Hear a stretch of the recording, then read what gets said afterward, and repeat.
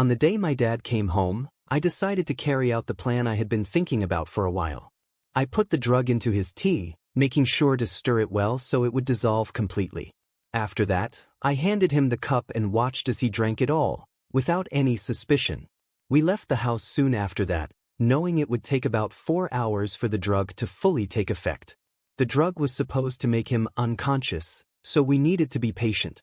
I had connected the CCTV cameras in my dad's house to my phone, allowing me to watch everything that was happening there even when I wasn't around. It was a smart move, and it gave me peace of mind that I could see what was going on at any time. After 5 hours passed, I checked my phone and started watching the live footage. Just as I expected, my dad was lying on the couch in the living room, completely passed out. He wasn't moving at all. What happened next took me by surprise. My dad's girlfriend, Lauren, walked into the room and saw him lying there. Instead of panicking or calling for help, she walked up to him and slapped him on the face, trying to wake him up. But he didn't respond at all. He just lay there, unconscious. Rather than getting worried or concerned, Lauren did something shocking. She started jumping up and down, clearly excited. It was as if she had been waiting for this moment. After her little celebration, she pulled out her phone and made a video call to someone. The person on the other end of the call was a man. With a big smile on her face, Lauren told him, "The old fool is dead, baby. We're rich." She was convinced that my dad had died and that she was now going to inherit all his money. Lauren had been deceived into believing that my dad had changed his will to leave everything to her. It all started when my dad introduced Lauren to our family, telling us that she was his new girlfriend. At first, we thought he was joking. My name is Scott, and my dad is 75 years old. My siblings and I are all adults now, and most of us are married.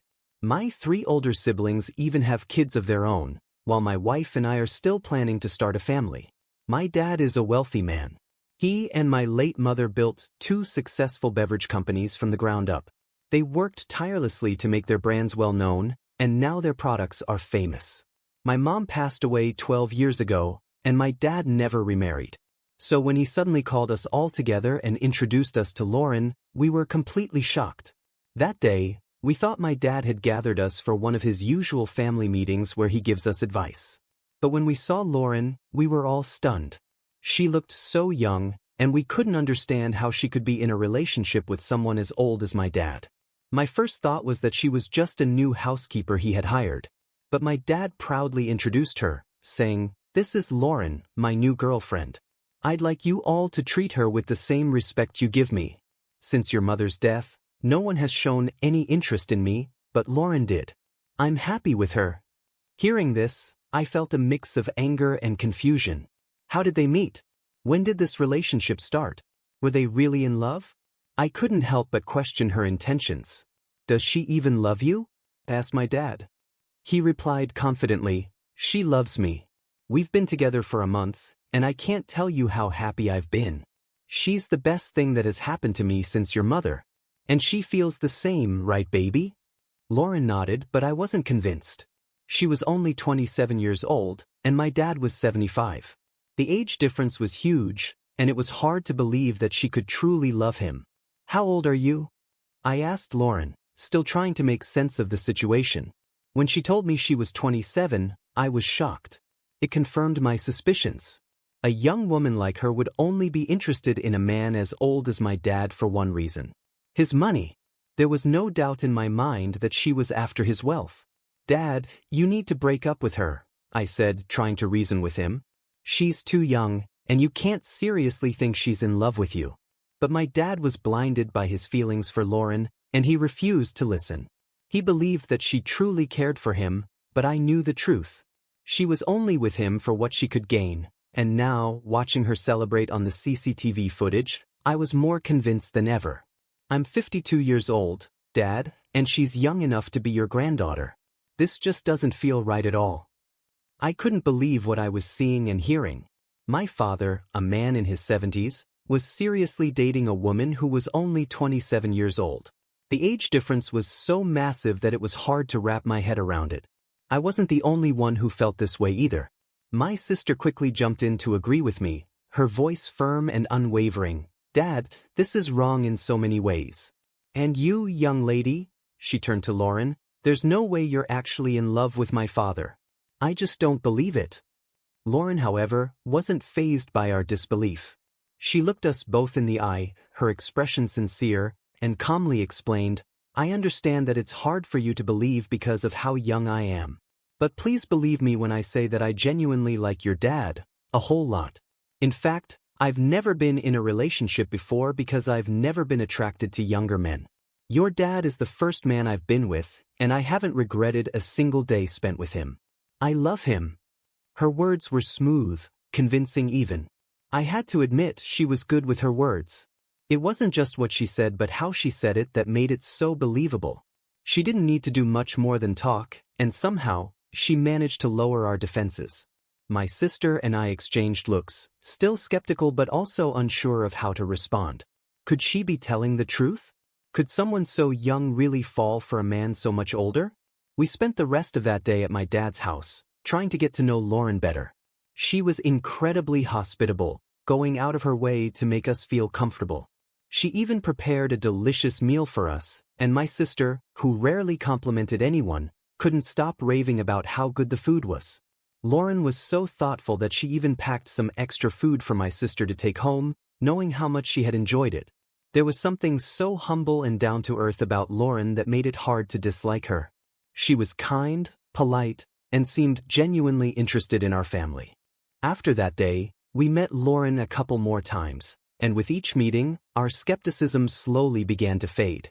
She was consistent in her kindness and care, always making sure my dad was happy and well taken care of. My dad, who had been lonely for so long after my mom passed away, seemed to have found new joy in life with Lauren by his side. He would call me nearly every evening, his voice full of excitement as he recounted the day's events. He talked about how Lauren helped him with everything from cooking to laundry, even washing the dishes after meals.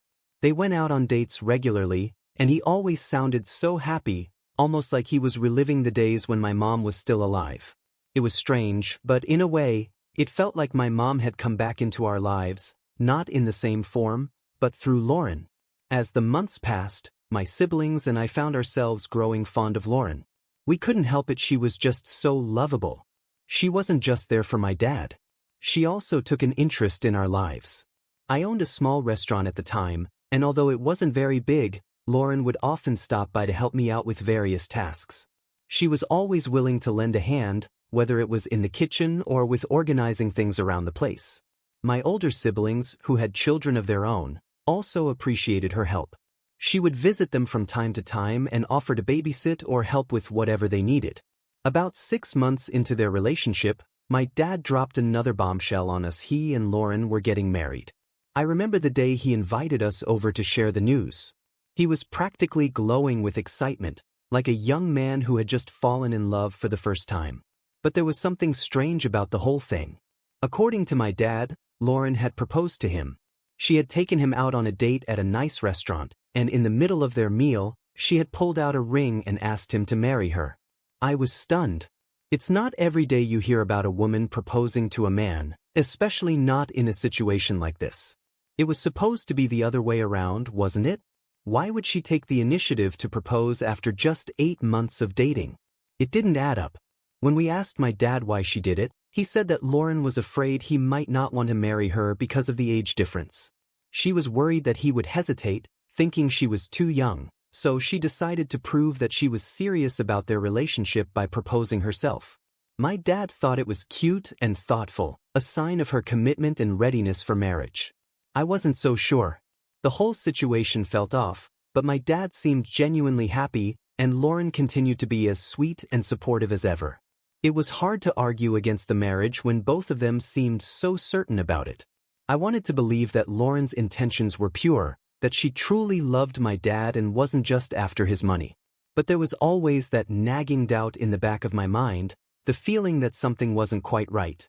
The wedding was a small affair, just close family and a few friends. My dad was over the moon, and Lauren looked radiant in her wedding dress. As I watched them exchange vows, I couldn't help but wonder if this was really what was best for him. Could a marriage built on such an unusual foundation really last? Only time would tell. In the weeks following the wedding, things seemed to settle into a routine. Lauren moved in with my dad, and they started their new life together. My siblings and I continued to visit, and each time, Lauren was as warm and welcoming as ever. She made my dad happy, and that was what mattered most. But despite her charm and the way she had won us over, there was still a part of me that remained cautious, always watching for signs that her intentions might not be as genuine as they seemed. Looking back now, I realized that my initial concerns were valid. Lauren had been very strategic in the way she presented herself to us, carefully crafting an image of the perfect partner for my dad. She knew exactly what to say and do to win our trust, and in the end, we were all taken in by her act. But as time went on, the cracks in her facade began to show, revealing a different side of her, one that was more focused on what she could gain than on truly loving and caring for my father. It's hard to admit, but I should have trusted my instincts from the beginning. My dad deserved better, and it pains me to think that we didn't see through Lauren's act until it was too late. Love can be blind, and sometimes, it takes more than just good intentions to protect the people we care about. At first, I thought the same as everyone else. It made sense to me that Lauren might have believed my dad would never marry her because of the significant age gap between them. So, when she proposed to him herself, I saw it as a clear sign that she was genuinely ready for marriage. That's what I convinced myself to believe, so I decided to support her in every way I could. My siblings seemed to share the same reasoning. We all came to an agreement that their marriage was okay, even if deep down, we had our doubts. It wasn't as if our disagreement would have stopped the wedding anyway. Our dad was determined to go through with it. As we began preparing for the wedding, I noticed something that seemed a bit off. Lauren was very insistent on having a court wedding instead of the traditional church ceremony. This struck me as odd, given that our family had always valued religious ceremonies. I voiced my concerns, and my siblings did the same. We felt that a church wedding would be more appropriate and meaningful, especially considering my dad's age and the traditions we were used to. My dad found himself torn between wanting to make Lauren happy and holding on to his own values. He wanted to give her the court wedding she asked for, but the idea didn't sit well with him. It was a tough situation, and we spent a lot of time discussing it. Lauren was clearly disappointed when we pushed back against her wishes, but eventually, we managed to convince her to go with the church wedding instead. Although she reluctantly agreed, it was clear that she wasn't happy about the decision. On the day of the wedding, something felt off again. Lauren didn't seem as excited as we had expected. Her demeanor was subdued, and she didn't have the radiant joy that most brides have on their wedding day. We were all fooled into thinking that she might have been feeling unwell, perhaps just dealing with a headache or pre-wedding jitters. We felt bad for her, and my sister, in particular, spent a lot of time comforting her and staying close to her throughout the day. We chalked it up to nerves and hoped that once the ceremony was over, everything would go back to normal. After the wedding, life for my dad and Lauren began. For the first 3 months, my siblings and I decided to give them some space. We thought it would be best to let them enjoy their new life together without us constantly dropping by. We wanted our dad to have all the fun and happiness he deserved with his new wife. Looking back, I realize now that this was a mistake, a silly one that we would later regret. It wasn't until 5 months later that I finally visited my dad. As soon as I saw him, I noticed something was different. He seemed quieter than usual, and it was clear that he had lost some weight. His clothes looked a bit looser, and his face had a tired, worn-out look that I wasn't used to seeing. When I asked him if he was okay, he put on a smile and assured me that everything was fine. But I know my dad too well. His smile didn't reach his eyes, and I could tell that something was bothering him. While we were talking, Lauren walked into the living room. I noticed that my dad flinched slightly as she entered, which made me frown. It was a subtle reaction, but it was enough to raise my suspicions even more. Lauren greeted me with her usual cheerful smile and sat down next to my dad, resting her head on his shoulder. We chatted for a while, but the whole time, I couldn't shake the feeling that something was wrong. As I was getting ready to leave, I decided to have a private conversation with Lauren. I asked her to walk with me to my car, hoping to get some answers about what was going on with my dad. As we walked, I turned to her and asked, "Is my dad okay? He looks different, and his behavior is strange. What's going on?" I watched as Lauren's cheerful demeanor quickly faded. She looked down at the ground, avoiding my gaze. "Your dad isn't making me happy, Scott," she finally said, her voice soft and full of frustration. "Ever since we got married, he's been distant. He pushes me away sometimes, and on some nights, he even sends me out of the bedroom." Her words hit me like a ton of bricks. "What? Are you serious? He sends you out of the room?" I couldn't believe what I was hearing. "Yes," she replied, looking up at me with a mixture of sadness and anger. "Can you believe it? I'm a young woman and I'm his wife. But he's treating me like this." She shook her head in disbelief. I was stunned. This wasn't like my dad at all. He had always been caring and considerate, especially towards the people he loved. Hearing Lauren describe his behavior made me worry even more. Something was definitely wrong, and I needed to get to the bottom of it. After our conversation, I left with a heavy heart. I couldn't stop thinking about what Lauren had told me. The image of my dad, distant and pushing her away, didn't fit with the man I knew. But at the same time, I couldn't ignore the fact that Lauren seemed genuinely upset. She had always been so good to my dad and to our family, and I had started to believe that maybe she really did care for him. But now, I wasn't so sure. Over the next few days, I tried to piece together what might be happening. I spoke to my siblings, and they too had noticed some changes in our dad during their visits. He was quieter, more withdrawn, and didn't seem to have the same energy he once had. We all agreed that something was off, but none of us could pinpoint exactly what it was. Eventually, I decided to confront my dad directly. I needed to hear his side of the story and find out what was really going on. When I visited him again, I sat him down and asked him to be honest with me. I told him what Lauren had said and expressed my concerns about his health and behavior. At first, he tried to brush it off, insisting that everything was fine. But I pressed him, telling him that I could see through his attempts to hide the truth. Finally, he sighed and admitted that things hadn't been as smooth as he had hoped. He told me that while he cared for Lauren, the age difference was starting to take a toll on him. He was struggling to keep up with her energy and needs, and it was causing tension in their relationship. He confessed that he felt guilty about not being able to give Lauren the kind of life she deserved. He knew she was young and full of life, and he felt like he was holding her back. That was why he had been distant and why he sometimes sent her out of the room at night. He didn't want to face the reality that their relationship might not work out the way he had hoped. Hearing this broke my heart. My dad had always been a strong, confident man, but now he seemed vulnerable and unsure of himself. I could see that he was struggling, and it hurt to know that he was going through this alone. I assured him that he didn't have to face this on his own and that my siblings and I were here to support him. I also realized that Lauren wasn't entirely to blame. She had her own struggles and expectations, and it wasn't fair to judge her without understanding her perspective. I knew I needed to talk to her again, this time with more compassion and understanding.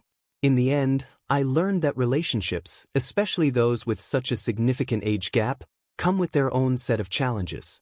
My dad and Lauren were trying to navigate a difficult situation, and it wasn't easy for either of them. But what mattered most was that they both wanted to make it work, and they were willing to put in the effort to overcome the obstacles they faced. As I left my dad's house that day, I felt a mix of emotions. There was still a lot to work through, but I was hopeful that with time and open communication, my dad and Lauren could find a way to make their marriage a happy one. And as a family, we would be there to support them every step of the way. I deserve his attention, but it's like he doesn't love me. I'm so sad, Jack. Hearing Lauren say that made me feel terrible. She seemed genuinely hurt, and I couldn't help but feel sympathy for her. I promised her that I would talk to my dad and try to understand what was going on. She thanked me and went back inside the house. The next time I visited my dad, I noticed things had gotten even worse. He was quieter than before, barely saying a word to me. His behavior was so strange that it left me feeling frustrated and worried. I couldn't take it anymore, so I left his house in anger, unsure of what to do next. As I was driving away, I received an unexpected phone call from my dad's lawyer.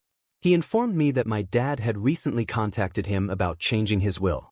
According to the lawyer, my dad wanted to leave everything to Lauren. This news shocked me.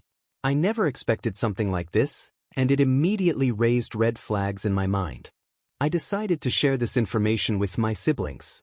We all agreed to visit our dad together, hoping to figure out what was really going on. 6 days later, we arrived at his house, only to find it eerily quiet and empty.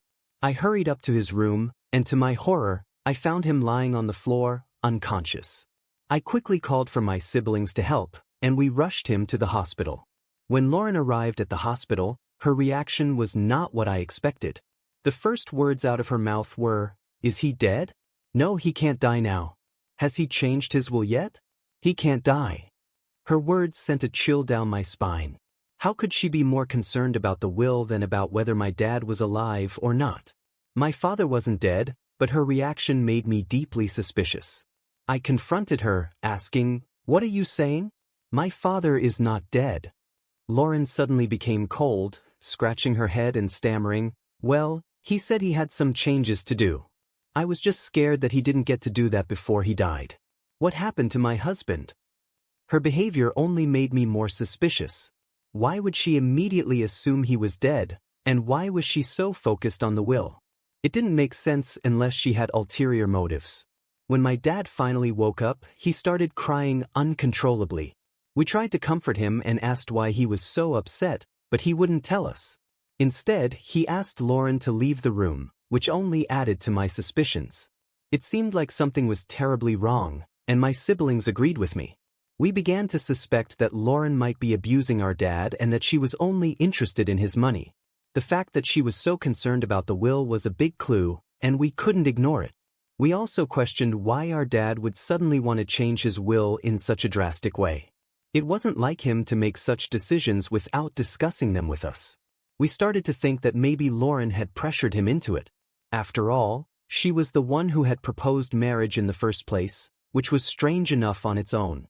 Determined to uncover the truth, we came up with a plan. We knew that our dad would never tell us if something was wrong, so we decided to find out on our own. Before leaving the hospital, we spoke to the family doctor who had been taking care of my dad for years. We trusted him completely, so we shared our concerns and asked for his help. The doctor gave us a drug that could make a person sleep for an entire day, making them appear as if they were dead. We planned to use this to see how Lauren would react if she thought my dad had passed away. We also arranged for Lauren to stay at the hospital with my dad for 3 more days, giving us time to install hidden cameras throughout their house. This way, we could monitor everything that happened once they returned home. On the day my dad came home, I put the drug into his tea, making sure it was well mixed so he wouldn't notice anything unusual. After he drank it, we left the house, knowing that it would take about 4 hours for the drug to take full effect. I had connected the cameras to my phone, so I could watch everything in real time. We waited anxiously, hoping that our plan would reveal the truth about Lauren and her intentions. I could see and hear everything that was happening in my dad's house, thanks to the cameras we had set up. 7 hours later, I started watching the footage on my phone. My dad had passed out in the living room, just as we expected. What happened next shocked me. Lauren walked into the room and saw my dad lying there, unconscious. Instead of panicking or calling for help, she tried to wake him up by slapping him. I was surprised by this, but my dad didn't move at all. He was completely out. What Lauren did next was even more disturbing. Instead of getting worried or concerned, she started jumping up and down, clearly excited. It was as if she had been waiting for this moment. After her little celebration, she quickly pulled out her phone and made a video call to someone. I watched as she spoke to a man on the other end of the call, saying, "The old fool is dead, baby. We're rich." She was convinced that my dad was dead and that she was about to inherit all of his money. What Lauren didn't know was that the lawyer had played a trick on her. After the lawyer called me, he told me that Lauren had visited him, asking about the will. Sensing something was wrong, he lied to her, saying that my dad had indeed changed his will to leave everything to her. The lawyer had been with our family for a long time, so he knew how to handle the situation. I was so grateful to him for his quick thinking. While Lauren was busy celebrating with the man on the phone, I immediately contacted the police and my siblings. We all rushed over to my dad's house, determined to catch her in the act. When we suddenly burst into the house, Lauren was completely taken aback. She tried to escape, but it was no use. The police were quick to handcuff her and take her straight to the station. At the police station, it was discovered that Lauren and her 24-year-old boyfriend had been plotting to scam my dad. The boyfriend was also arrested, and both of them were taken to court. My dad was heartbroken when he found out the truth, but he didn't waste any time. He immediately divorced Lauren and cut all ties with her. Once Lauren was arrested, my dad finally opened up to us. He admitted that she had been abusing him, both emotionally and physically. He also confessed that he felt ashamed and disappointed in himself for not seeing through her sooner. However, he was relieved that we had saved him from her clutches. My dad also made it clear that he would never date or marry anyone ever again. He was done with relationships after this terrible experience. In court, Lauren was charged with emotional and physical abuse as well as fraud. She was sentenced to 30 years in prison, while her boyfriend received 20 years for being an accomplice. As Lauren was being led away, she broke down in tears, crying and apologizing to us. Her parents were also in tears. They told us that Lauren had run away from home, and they had thought she was missing. We felt bad for them, but we knew that Lauren had to be punished for what she had done. She was nothing more than a gold digger, trying to take advantage of my dad's kindness and wealth. Thank you for watching. Make sure to subscribe and leave a comment down below saying, "I subscribed," and we will do our best to